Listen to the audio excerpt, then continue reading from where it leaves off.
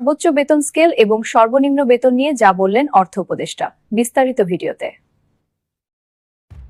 বাংলাদেশের সরকারি চাকরিজীবীদের জন্য নবম পে স্কেল চূড়ান্ত সিদ্ধান্তের অপেক্ষায়। শ্রোতাবৃন্দ, আপনাদের সকলকে আমাদের আজকের বিশেষ প্রতিবেদনে স্বাগত জানাচ্ছি। আজ আমরা আলোচনা করব বাংলাদেশের সরকারি চাকরিজীবীদের জন্য বহুল প্রতীক্ষিত একটি খবর নিয়ে, নতুন বেতন কাঠামো, যা নবম পে স্কেল নামে পরিচিত। দীর্ঘদিন ধরে বাংলাদেশের সরকারি চাকরিজীবীরা নবম পে স্কেলের জন্য অপেক্ষা করছেন।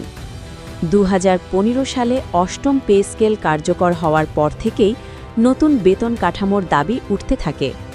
কিন্তু সময় বদলেছে, মহামারী এসেছে, অর্থনীতিতে চাপ বেড়েছে, আর দীর্ঘ প্রতীক্ষার পর এখন চূড়ান্ত সিদ্ধান্তের অপেক্ষায় সবাই।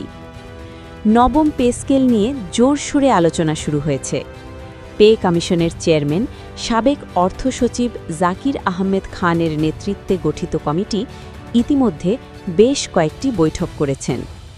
এই বৈঠকগুলোর মূল আলোচ্য বিষয় ছিল কিভাবে সরকারি কর্মচারীদের বেতন কাঠামোকে বর্তমান সময়ের জীবনযাত্রার ব্যয়ের সঙ্গে সঙ্গতিপূর্ণ করা যায়।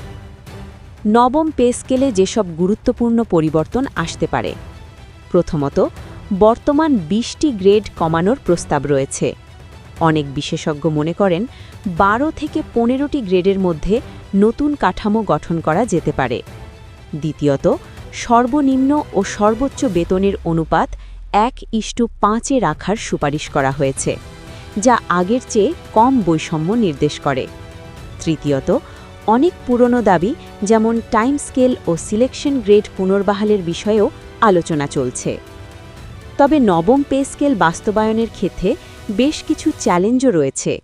সরকারি রাজস্ব খাতে বাড়তি চাপ সৃষ্টি হবে, কেননা প্রায় 14 লক্ষ সরকারি কর্মচারীর বেতন বৃদ্ধি পাবে।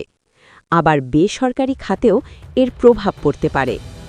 অনেক অর্থনীতিবিদ মনে করেন এই সংস্কার সামগ্রিকভাবে অর্থনীতিকে গতিশীল করলেও কিছু ক্ষেত্রে মূল্যস্ফীতির চাপ তৈরি করতে পারে।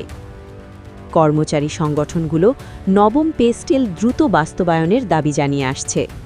তারা মনে করেন উচ্চ মূল্যস্ফীতি ও জীবনযাত্রার ব্যয় বৃদ্ধির মধ্যে সরকারি কর্মচারীদের আর্থিক সুরক্ষা নিশ্চিত করা জরুরি। অনেক সংগঠন ইতিমধ্যেই তাদের দাবি নিয়ে গণস্বাক্ষর অভিযান ও আলোচনা চালিয়ে যাচ্ছে। অনুষ্ঠান পরিচালক, এখন সবাই অপেক্ষা করছে চূড়ান্ত ঘোষণার জন্য। পে কমিশন তাদের সুপারিশ চূড়ান্ত করে সরকারের কাছে জমা দেওয়ার প্রস্তুতি নিচ্ছে।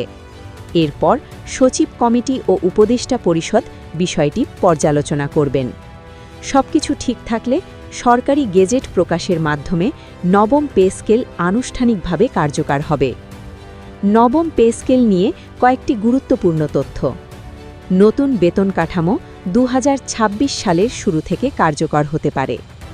সরকারি কর্মচারীদের জন্য বিশেষ ভাতা ও সুযোগ সুবিধা বৃদ্ধি পেতে পারে। রাজস্ব খাতের ওপর প্রভাব কমানোর জন্য ধাপে ধাপে বাস্তবায়নেরও সম্ভাবনা রয়েছে। সুষম ও যৌক্তিক বেতন কাঠামো সরকারি চাকরিজীবীদের জন্য কতটা গুরুত্বপূর্ণ তা বলার অপেক্ষা রাখে না।